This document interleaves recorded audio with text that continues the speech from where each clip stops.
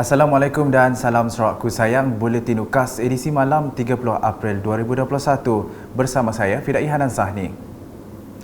Berita dimulakan dengan kunjungan hormat Lembaga Industri Pembinaan Malaysia CIDB terhadap Ketua Menteri Datuk Patinggi Dr. Abang Abdul Rahman Zohari Tun Datuk Abang Openg di pejabat beliau Wisma Bapa Malaysia Kuching pada Jumaat. Pengerusinya Insinyur Yusof Abdul Wahab yang mengetuai rombongan tersebut memberitahu pertemuan tersebut bertujuan membincangkan mengenai projek dan tanah CIDB di Kuching. Yang menjadi tujuan pertemuan tadi adalah sebenarnya untuk membincanglah sedikit berkenaan dengan premium yang perlu dijelaskan, memandangkan CIDB adalah sebuah pusat latihan yang banyak membantu kepada memberi latihan industri kepada belia-belia daripada negeri Sarawak. Jadi kita berbincanglah sedikit dengan tanah tersebut dengan Yang Berhormat Ketua Menteri.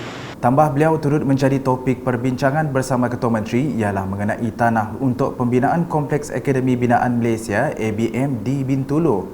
Dan juga berkenaan dengan tanah ABM, Kompleks ABM di Bintulu, kita sebenarnya tadi bincangkan tentang kedudukan tanah yang telah ditawarkan kepada CIDB dan ABM kerana tapak tersebutlah sekiranya ada perubahan dari segi kedudukan tapak yang telah ditawarkan sebabkan kedudukannya yang sekarang ini kita rasa mungkin kurang kesesuaian, tetapi setelah berbincang dengan Yang Amat Berhormat Ketua Menteri tadi, beliau memberi gambaran bahawa dengan terbinanya jalan baru dan jabatan baru, kawasan tersebut mungkin merupakan sesuatu kedudukan yang strategik lah untuk membina kompleks ABM dan juga pejabat CIDB di kawasan tersebut.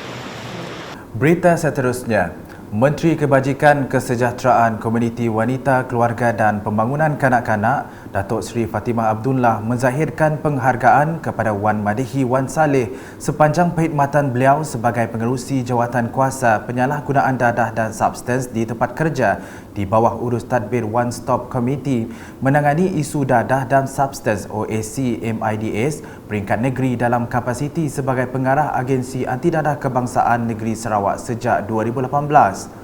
Jelas Datuk Fatimah sepanjang tempoh tersebut Wan Madihi telah mengemudi Agensi Anti Dadah Kebangsaan AADK Negeri Sarawak dan Jawatan Kuasa OAC MIDS dengan pencapaian yang cukup cemerlang. Hasil 2036 operasi yang kerap, bersepadu dan berkesan di seluruh daerah di Sarawak, 4,373 tangkapan melibatkan aktiviti penyalahgunaan dadah dan substans telah berjaya direkodkan sejak 2014. Justru Datuk Fatimah bagi pihak Jawatan Kuasa Induk OSC MIDS Negeri berharap agar Wan Madihi dapat menggalas tanggungjawab di tempat baharu sebaik mungkin. Selanjutnya, Menteri Bertanggungjawab Jawatan Kuasa Pengurusan Bencana Bahagian JPBB Miri, Datuk Lee Kim Shin bersama agensi-agensi di bawah JPBB Miri telah mengadakan lawatan ke Sekatan Jalan Raya SJR Siwa yang telah berpindah ke lokasi baharu iaitu di Sempadan Miri dan Sibuti pada Jumaat. Peningkatan kes COVID-19 di Miri baru-baru ini telah menyebabkan JPBB Miri memperketatkan sekatan jalan di kelima-lima daerah iaitu Miri, Subis, Marudi, Beluru dan Telang Usan. Datuk Lee yang juga Menteri Pengangkutan Sarawak menambah perubahan lokasi baharu itu bertujuan memastikan tiada akses boleh dilalui untuk masuk ke daerah lain tanpa melalui sekatan jalan raya.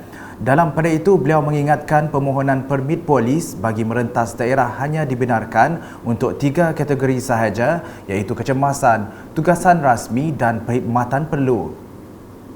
Berikut pula, prihatin dengan kekurangan peralatan perubatan di Hospital Sarike, Pengerusi Persatuan Bulan Sabit Merah PBSM Daerah Sarike, Datuk Ding Kuong Hing menyumbangkan peralatan perubatan berjumlah RM76,000 kepada hospital tersebut pada Khamis.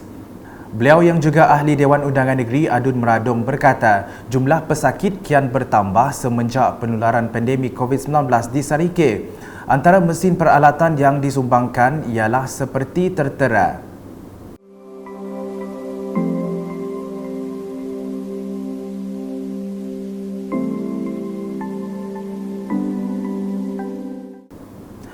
Justru Datuk Ding berharap sumbangan itu dapat meringankan beban dan memudahkan kerja para pegawai perubatan semasa menjalankan tugas mereka.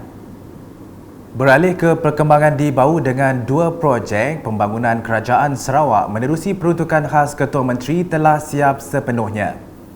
Majlis Daerah Bau telah melakukan pemeriksaan akhir projek-projek pembinaan tersebut pada Selasa yang mana projek tersebut telah dilaksanakan kontraktor yang dilantik melalui proses cabutan undi. Projek pertama yang telah siap ialah projek pembinaan pembentung Jalan Serabu, Kampung Segong yang mana sebelum ini telah mengalami kerosakan apabila pembentung yang sedia ada runtuh disebabkan arus banjir yang deras ketika daerah Bau dilanda monsun timur laut pada Januari lepas. Manakala projek kedua pula ialah projek pembinaan kalvert dan gabion di laluan lorong Jalan Kampung Senibung yang juga telah mengalami kerosakan akibat runtuhan tanah berikutan hujan lebat berterusan pada Januari lepas. Manakala di Miri, seramai 5 orang peniaga dikenakan kompaun masing-masing berjumlah RM1,500 selepas melanggar prosedur operasi standard SOP Perintah Kawalan Pergerakan Bersyarat PKPB kerana berniaga melebihi masa yang dibenarkan. Majlis Bandaraya Miri MBM dalam kenyataan media pada Khamis menjelaskan operasi yang terdiri daripada pegawai penguatkuasa dan pegawai kesihatan awam pada malam Rabu diadakan bagi memastikan semua urusan perniagaan dihentikan pada jam 10 malam seperti mana yang tertakluk dalam SOP PKPB Zon Merah. Operasi merangkumi premis perniagaan di bawah bidang kuasa MBM termasuk kedai makan, bar dan bistro di kawasan komersial adalah seperti berikut.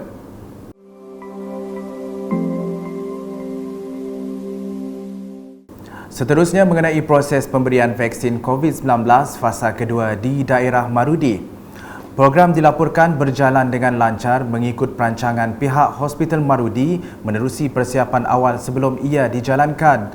Seramai 186 individu yang terdiri daripada warga emas, individu yang mempunyai penyakit dan orang kurang upaya OKU menerima vaksin fasa kedua ini. Penerima vaksin yang ditemu bual rata-rata mengakui bahawa sememangnya tiada sebarang kesan sampingan setelah menerima suntikan dan menggesa. Penduduk Marudi mendaftar dan menerima vaksin COVID-19. Jadi aku kemarin sudah divaksin. Jadi semalam-malam wasar itu ada selesai sampingan, ada sakit, ada nama-nama. Dari gerai aku mengharap ke kita rakyat di Barodin sama bulan terima lalu register dari jadi umat divaksin orang harap ke penyakit itu tadi nak jangkit. Terima kasih. Aku baru dah injection atau pertama di tergantung dengan awak dan juga dengan kawan dan nama. Jadi kita kalau kita anak takut anak lagi rau lawan injection tu boleh memanah kita mereka kita mulai jadi kita udah mulai orang udah mulai semua orang seminar kita perlu jaga diri atau kita jaga orang lindung diri lindung semua. Sekian edisi malam bersama saya Fidai Hanan Sahni dan kru penerbitan. Berita lebih lanjut boleh didapati di semua platform media sosial UKAS termasuk portal ukas.sarawak.gov.my dan pastikan anda subscribe UKAS channel di YouTube. Salam UKAS.